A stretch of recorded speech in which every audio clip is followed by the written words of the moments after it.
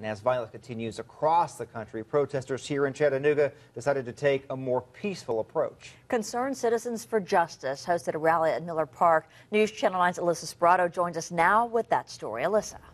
Kim and Josh, members of CCJ told me no matter how they felt, they would never resort to violence, but more than a dozen Chattanooga police officers were on hand just in case things got out of control.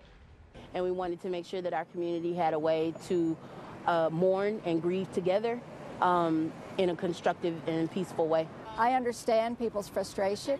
I don't think violence is the way to resolve anything. I think violence, whatever kind of violence it is, police violence or citizen violence, just perpetuates more violence. First, they were singing. Hallelujah. Then, we want freedom, freedom. They were marching. Ferguson can be here too, like that Ferguson is everywhere. Protesters lined the sidewalks and marched down 2 blocks to Chattanooga City Hall, where they stopped outside the council chambers. Before going in, protesters read out loud the names of loved ones who lost their lives. Leslie Prater from Chattanooga, Tennessee. And then it was time to go inside. Each protester took a seat. Some even stood outside. Others spoke directly to the council.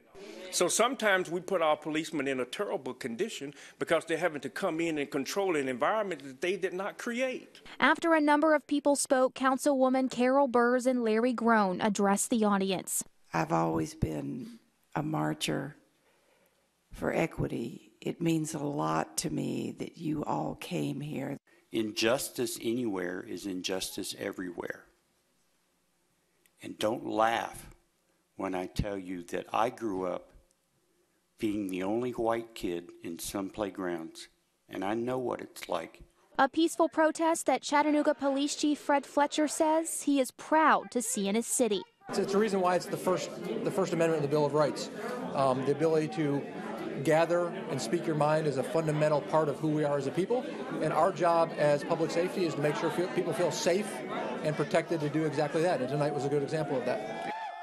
And after the city council meeting, Councilwoman Carol Burrs went into the audience and thanked every protester personally for showing up. Josh.